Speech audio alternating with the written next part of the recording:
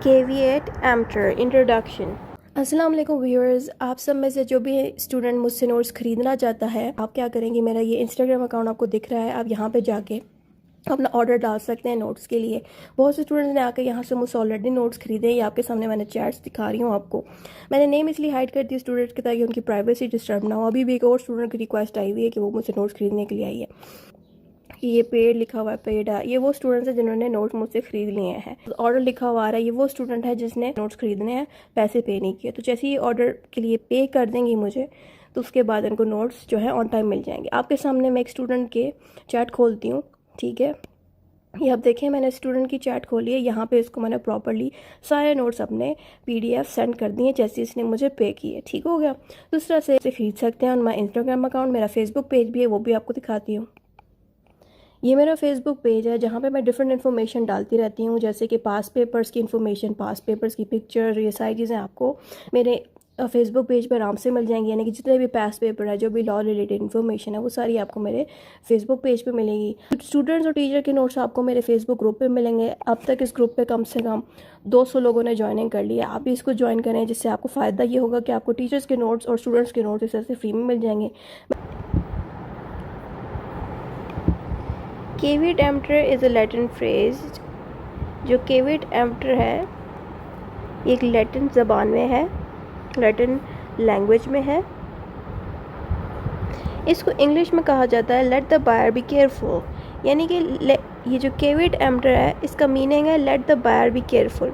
क्यों? क्योंकि जब भी वो कोई प्रोडक्ट ख़रीदने जाए, तो जो बायर है, जो ख़रीदने वाला बंदा है, उसके ऊपर ये ड्यूटी लग जाती है कि वो उस प्रोडक्ट को प्रॉपर्ली देखे, प्रॉपर्ली उसकी छानबीन करे, उसको समझे कि वो प्रोडक्ट उसके लिए ठीक है कि नहीं। ऐसा ना हो कि वो प्रोडक्ट ख़रीद ले, बाद में उसके लिए मसला हो। तो ये जो केविट एम्प्टर है, ये बायर के ऊपर अप्लाई होता है। In even simpler word, if you are buying something, it is your job to check it properly. If something goes wrong after buying, you cannot blame the seller if you didn't check it well. तो यहाँ पे इसकी proper explanation ये लिखी गई है कि एक इंसान अगर कोई चीज़ ख़रीदने जा रहा है और वो बगैर चेक किए उस प्रोडक्ट को ख़रीद लेता है। ये बॉक्स एक प्रोडक्ट है जिसको वो ख़रीदने लगा है। अब इसने इसको चेक नहीं किया, तो इस पर गलती किसकी हुई? उसी की हुई जिसने इसको ख़रीदा है। आप ब्लेम नहीं डाल सकते प्रोडक्ट बेचने वाले को कि उसने गलत क्यों दिया, जबकि आपकी ड्यूटी बनती है कि आप उस प्रोडक्ट को खुद चेक करें। तो ये चीज़ हमें केविट एम्प्टर सिखाता है। फिर इसके अंदर रेलेवेंट सेक्शंस जो हैं, सेक्शन 16 आता है। Section 16 of sales of goods act 1930। यानी कि जो सेक्शन 16 है सेल्स ऑफ गुड एक्ट का 1930, वो केविट एम्प्टर के बारे में हमें सिखाता है। अब सेक्शन 16 क्या कहता है, वो हमें नेक्स्ट हेडिंग पे लिखा मिला है। यहाँ पे लिखा है section 16 of the sales of goods act 1913 says when someone buys something the seller doesn't have to tell them all the problems with it. The buyer should check the item and make sure it is good for them. यहाँ पे कह रहे हैं कि जब इंसान कोई चीज़ ख़रीदने जाता है, तो जो बेचने वाला इंसान है, उसको ज़रूरत नहीं है कि वो अगले बंदे को अपने प्रोडक्ट की बुराइयां बताए, सारी की सारी ख़राबियां बताए, बल्कि ये ड्यूटी बायर की होती है, ख़रीदने वाले बंदे की होती है कि वो सेलर के प्रोडक्ट को प्रॉपर्ली चेक करे। तो ये चीज़ें यहाँ पे लिखी हुई हैं, सेक्शन 16 हमें बता रहा है। नेक्स्ट पे लिखा है meaning of caveat emptor. Black's स्लॉट डिक्शनरी, तो आपने ब्लैक स्लॉट डिक्शनरी को इसमें ऐड करके मीनिंग ऑफ केविट के बारे में बताना है। Caveat emptor means the buyer takes the risk, so buy at your own risk. तो ब्लैक स्लॉट डिक्शनरी केविट एम्प्टर के बारे में ये हमें बताती है कि जो केविट एम्प्टर है, वो ये कहता है कि जो बायर है, वो चीज़ें लेने से पहले रिस्क लेता है। तो अगर बायर को कोई नुकसान पहुंचा है उस रिस्क की वजह से, तो वो ख़ुद ही उसका ज़िम्मेदार है। तो बेसिकली यहाँ पे ब्लैक स्लॉट डिक्शनरी हमें ये सिखा रही है कि केविट एम्प्टर एक ऐसा मेथड है जो एक बायर के ऊपर ये ड्यूटी लगा रहा है कि वो उस प्रोडक्ट को चेक करे उस ख़रीदने से पहले। क्योंकि अगर वो चेक किए बगैर उस प्रोडक्ट को ख़रीद रहा है, तो इट मीन्स वो अपने ऊपर रिस्क ले रहा है। ठीक है, कल को वो प्रोडक्ट ख़राब निकले, घर आप लेके आओ, ख़रीदने के बाद वो घर आके वो प्रोडक्ट चले ही ना, काम ही ना आए, तो फिर इससे पैसों का नुकसान होता है। तो ये हमें ब्लैक स्लॉट डिक्शनरी इस तरह से केविट एम्प्टर के बारे में बता रही है। अगली हेडिंग है एग्जाम्पल टू अंडरस्टैंड बेटर। अब यहाँ पे कुछ एग्जाम्पल्स डाली गई हैं कि क्या केविट एम्प्टर को किस तरह से सही से समझा जा सकता है। पहला पॉइंट है, imagine you buy a toy car from a store. You don't test it or ask for it to work. Later at home you find out it doesn't move. आपने क्या किया कि आप दुकान से जाके एक टॉय कार ख़रीद रहे हैं, कि ऐसी कार ख़रीद रहे हैं जो रिमोट से चलती है, ठीक है। आपने स्टोर के अंदर जब उसको ख़रीद रहे थे तो आपने वहाँ पे जाके टेस्ट नहीं किया, देखा नहीं कि ये टॉय कार चलती है कि नहीं। जैसे ही आप घर आए, घर आने के बाद क्या हुआ कि जैसे आप उस टॉय कार को खोल के यूज़ करने लगे, चलाने लगे, तो वो चल ही नहीं रही थी। तो इसमें ज़िम्मेदार कौन हुआ? आप खुद हुए, क्योंकि आपने उस प्रोडक्ट को दुकान के अंदर चेक नहीं किया था। एक ये एग्जाम्पल आपने डाल दी। दूसरी एग्जाम्पल है, you can not blame the shopkeeper. तो यहाँ पर ये बताया जा रहा है कि एक दफ़ा आपने टॉय कार ख़रीद ली तो आप शॉपकीपर को, यानी कि दुकानदार को ब्लेम नहीं कर सकते, उसको ज़िम्मेदार नहीं ठहरा सकते, क्योंकि आप खुद ही ज़िम्मेदार हैं। अपने प्रोडक्ट आपने जब ख़रीदा था आपने उसको चेक ही नहीं किया। दूसरे पॉइंट में लिखा है, it was your duty to check the car before buying. तो यहाँ पे वही बात लिखी गई है कि आपकी ड्यूटी बनती है कि आपको वो प्रोडक्ट ख़रीदने से पहले चेक करना चाहिए, ठीक है। तो वही 3 पॉइंट्स, वही बातें हैं। आप पैराग्राफ में भी इसको लिख सकते हैं या पॉइंट्स में भी लिख सकते हैं। तो यहाँ पर टॉय कार की एग्जाम्पल दी है, तो यहाँ पर आप कोई भी एक्स्ट्रा एग्जाम्पल दे सकते हैं, किसी भी चीज़ को इधर लिख सकते हैं। जैसे कि यहाँ पे टॉय कार लिखा है तो आप इस पर वाटर गन की एग्जांपल भी दे सकते हैं कि वाटर गन आपने ख़रीदी, उसको यूज़ किया तो वो चली ही नहीं घर जाके, ठीक है। अगली हेडिंग है, when this rule is used. When this rule is used, यहाँ पे रूल कौन सा बोला जा रहा है? कैविएट एम्प्टर का। तो यहाँ पे जो कैविएट एम्प्टर है आप कब यूज़ कर सकते हैं, किन जगहों पे यूज़ कर सकते हैं। तो ये आपने हेडिंग दे दी। उसके बाद आपने बताना है, this rule is used when people buy something from shop और मार्केट। ये तब अप्लाई होता है जब कोई इंसान दुकान से जाके कोई चीज़ ख़रीदता है। बाय लैंड, हाउस और anything in sale by the court. और अगर कोर्ट जो है किसी आदमी को कोई महंगी लैंड दे रहा है, हाउस दे रहा है, बहुत से ऐसे डिस्प्यूट्स हैं जिसमें लैंड डिस्प्यूट्स आ जाते हैं, लड़ाई लग जाती है हाउसेस की और लैंड की। तो डिस्ट्रीब्यूशन के दौरान कोर्ट कहती है ठीक है ये वाली लैंड फ़लाँ बंदे को मिल जाए और ये वाला घर फ़लाँ को मिल जाए। अब जिस बंदे को प्रॉपर्टी मिल रही है, लैंड मिल रहा है या हाउस मिल रहा है, उस बंदे पे लागू होता है कि वो उस हाउस को या लैंड को देख सके। यहाँ पे दुकानदार से सेल परचेज नहीं हो रही, बल्कि कोर्ट खुद आपको वो चीज़ दे रही है। तब भी आप कैविएट एम्प्टर को यूज़ कर सकते हैं, यानी कि उस हाउस को और उस लैंड को चेक कर सकते हैं।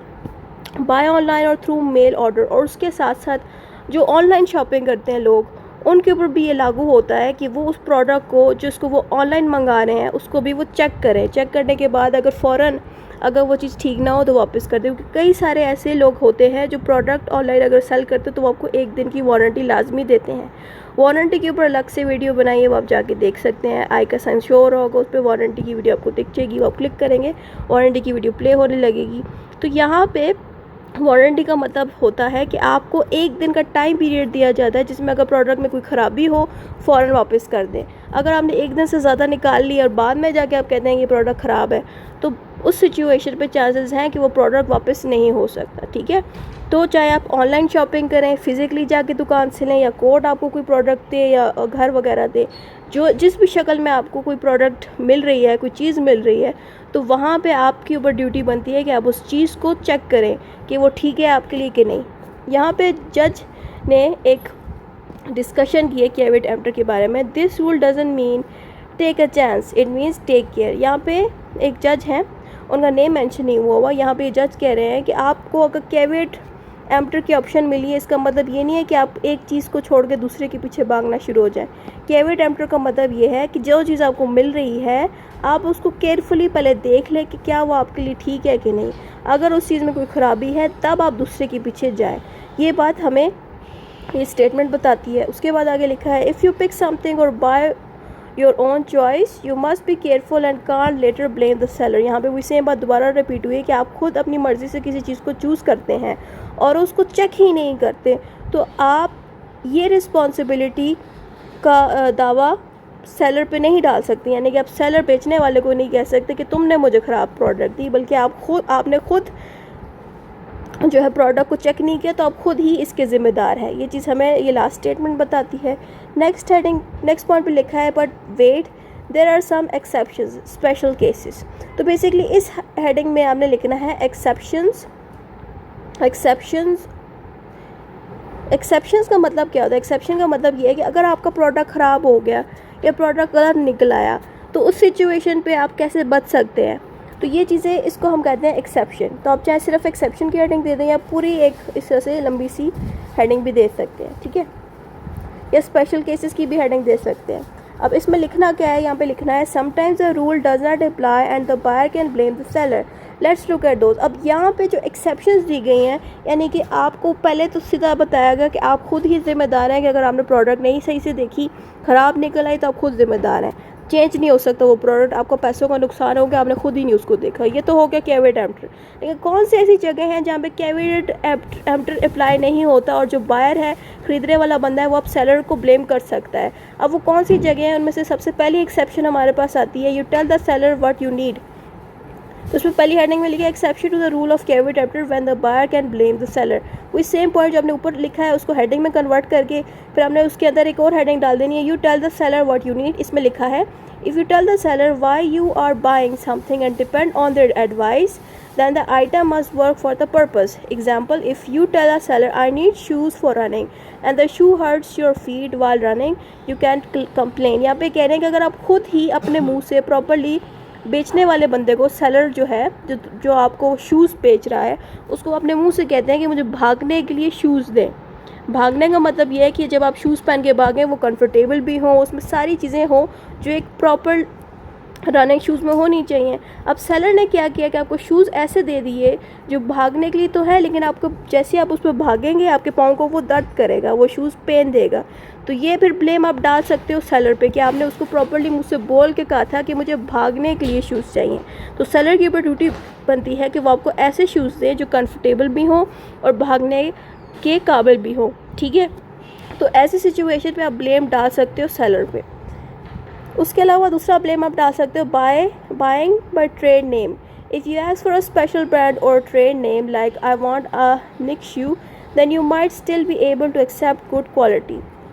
यहाँ पे कह रहे हैं कि अगर आप कोई अच्छी कंपनी के शूज़ लेना चाह रहे हैं और आपको अच्छी कंपनी की बजाय सेलर ने किसी और कंपनी के दे दिए हैं, तो इस पे ज़िम्मेदार भी सेलर हुआ, बेचने वाला बंदा हुआ।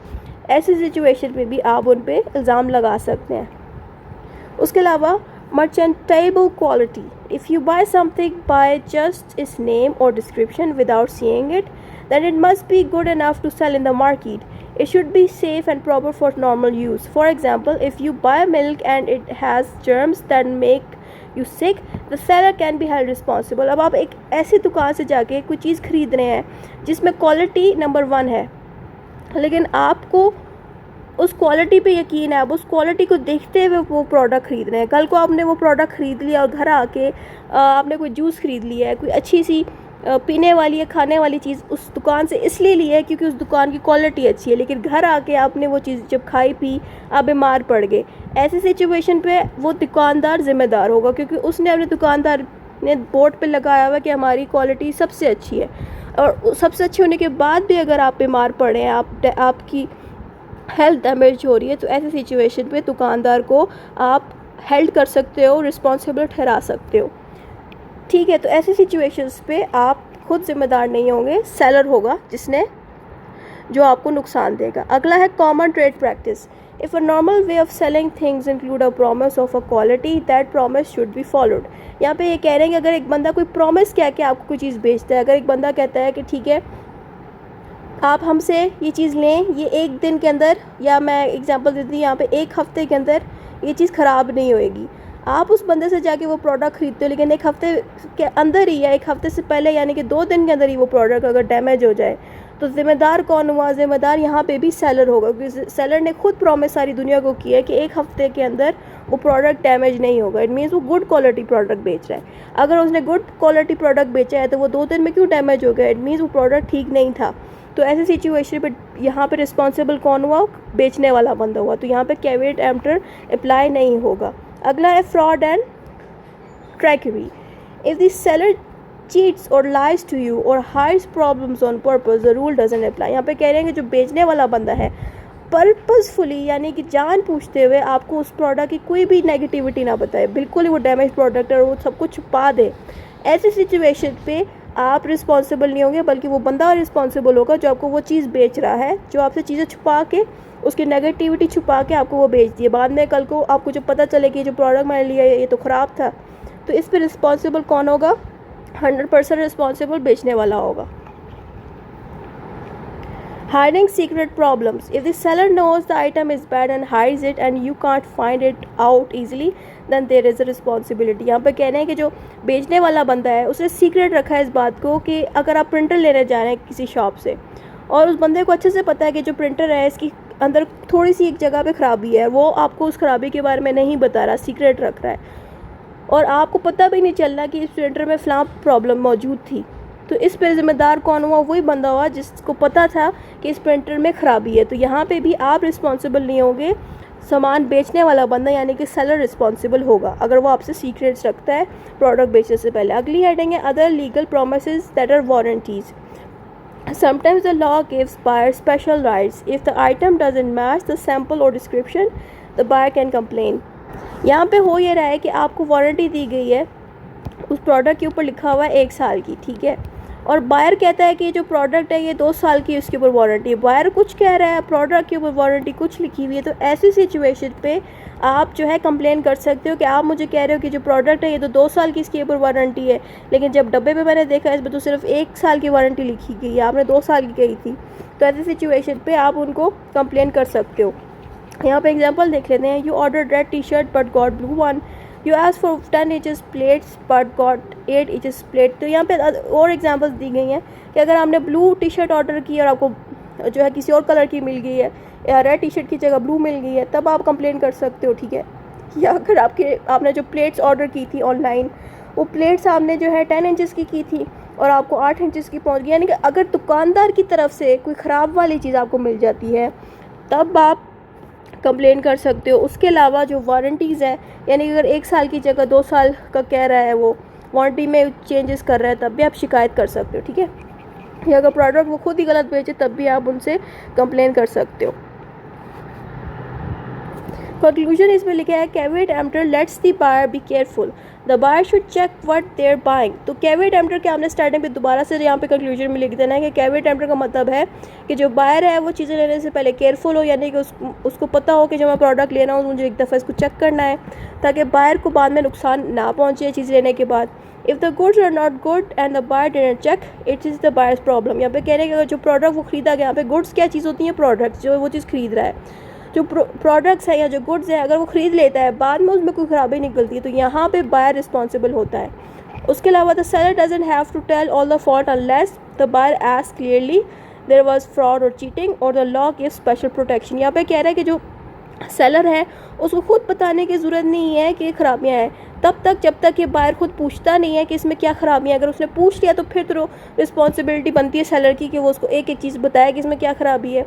उसके अलावा अगर बायर को लग रहा है कि उसके प्रोडक्ट में कोई फ्रॉड हो रहा है, तब भी सेलर को चाहिए कि उस ऐसी सिचुएशन पे वो बात करे, बताए कि इसमें फ्रॉड नहीं है, ये प्रोडक्ट आपका ठीक है, अगर इसमें कोई ख़राबी है तो वो सेलर जो है वो प्रोडक्ट उसको ना दे जो ख़राब है, दूसरा प्रोडक्ट दे दे जो अच्छा चलता है, ठीक है। उसके अलावा अगर लॉ ने खुद प्रोटेक्शन दी है बायर को, कौन सी प्रोटेक्शन अब तक हमने ये पढ़ी प्रोटेक्शंस डिफरेंट, कि अगर बायर ने कोई चीज़ मुंह से बोल के सेलर को कहा है कि मुझे फ़लाँ चीज़ चाहिए और वो चीज़ वैसी ना हो, सेलर कुछ और चीज़ उसको बेच दे, तब जो है बायर स्टैंड ले सकता है, सेलर को रिस्पॉन्सिबल ठहरा सकता है। तो जितने भी हमने पॉइंट्स ऊपर पढ़े थे वो लॉ से प्रोटेक्शन मिल रही है किसको? बायर को। वरना तो बायर के ऊपर तो सीधा कह दिया गया था कि वो कैविएट एम्प्टर को यूज़ करे, यानी कि खुद ही चेक करे प्रोडक्ट को। लेकिन कई सारी ऐसी सिचुएशन है जिस पे बायर को कुछ ऐसे राइट्स मिल जाते हैं कि बायर जो है सेलर को रिस्पॉन्सिबल ठहरा सकता है, उसको कहते हैं लॉ से स्पेशल प्रोटेक्शन मिला, वो हम ऊपर पढ़ चुके हैं। जैसे कि बायर जो है कोई प्रोडक्ट मांग रहा है किसी टाइप के, जैसे कि रनिंग शूज़, और उसको रनिंग शूज़ जो है पेन दे रहा है, या ऐसे प्रोडक्ट इसको मिल रहा है जो उसके काम का ना हो, तो ये सारी चीज़ें जो है लॉ से प्रोटेक्शन वाले राइट्स से जो हमने पढ़े। इतना ही था। नेक्स्ट वीडियो में हम दूसरे टॉपिक्स डिस्कस करेंगे।